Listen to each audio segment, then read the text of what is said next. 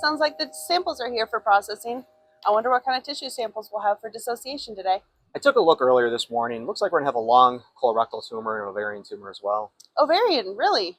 That's not one we see very often. We don't. Usually by the time it gets resected, it's advanced stage or high grade, and really resection isn't viable at that point. Are we profiling every tumor that we receive? We do. So ovarian tends to be a little more tumor heavy for us, which is rare. Usually most of our tumors aren't. But at max, we only get about 12 to 14 colors that we can analyze at any one time. Oh, wow. How many proteins or genes are we profiling? So the max is about 14, although by genomics we can do a few more, but there's some really cool technologies out there that let us do thousands or tens of thousands of proteins at a time. So single cell transcriptomics is one of the biggest ones. This is the idea that at each individual cell can express any of the 20,000 genes in the human genome. And that's been around for a while, but what certain researchers have started to figure out is that not only does the gene have to be expressed, but one RNA transcript can have different isoforms, and based on what isoform has very different functions. And so there's this really cool paper that came out of Nature Communications about a year ago that basically took all of that single cell data and started putting it through long read sequencing. So now we can get isoforms, we can get variants, we can see RNA fusions, which really takes that 20,000 genes and makes it just vastly, vastly more. That is an insane amount of data. How do they even begin to understand it or even unravel it?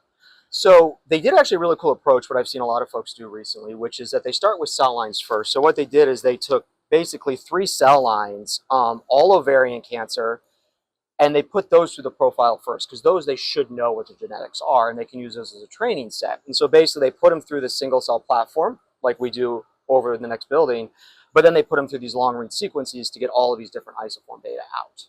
Wow.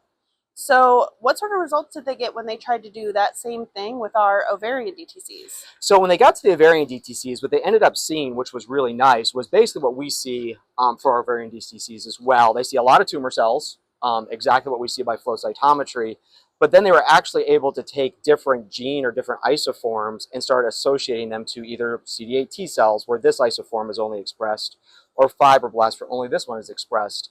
And it really takes that level of information that we receive even deeper and gets some new biological insights. That's amazing. So the insights that are coming from this data is just immense.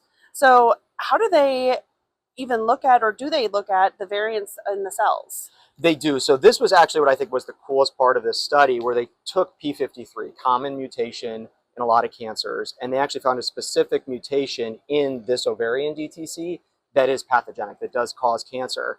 And so now what they could do is use that single nucleotide change and actually map that back specifically to only the tumor cells, but it ignored any of the immune cells. So really as a driver mutation for this cancer. Wow.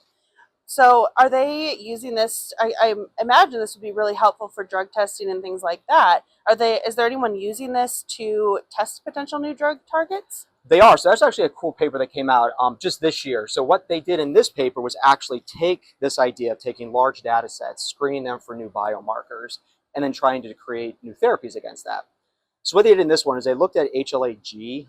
It's a non-classical MHC molecule that conveniently for us as scientists is expressed generally only in tumors. Okay. And so they did the same exact approach. They started with cell lines, and they found a bunch of cell lines that either did or did not express HLA-G, and then they made a bispecific molecule. So what this does is it takes T cells, which we want to kill tumor cells, and redirects them to the tumor cells themselves. And so they tested this and looked how much death they got in each of these cell line models. Wow. How would you test something like that in the biospecific antibody? So it's really difficult because you really have to have 3 components to do it: the cell line itself, the bispecific, and then a normal source of T cells, which would either be like the donor's T cells, the normal patients, or normal donors from our clinic. And that's actually what they were doing here, was taking normal donors like we receive from our apheresis clinics, isolating out the T cells, and then doing the co-cultures that way. Oh, wow.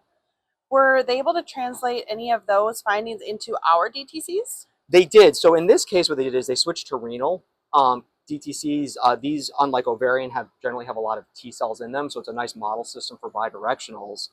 And what they did is they actually looked at about 6 different renal DTCs and grouped them, either those that expressed HLA-G on the surface or those that didn't. What they found is they saw increased activation of those T cells by the ability of them to secrete interferon gamma if HLA-G was there. If it wasn't they basically saw no increased secretion over baseline. Wow. You can do like a ton with DTCs. We should probably get to the samples. Yeah, let's go get to our samples.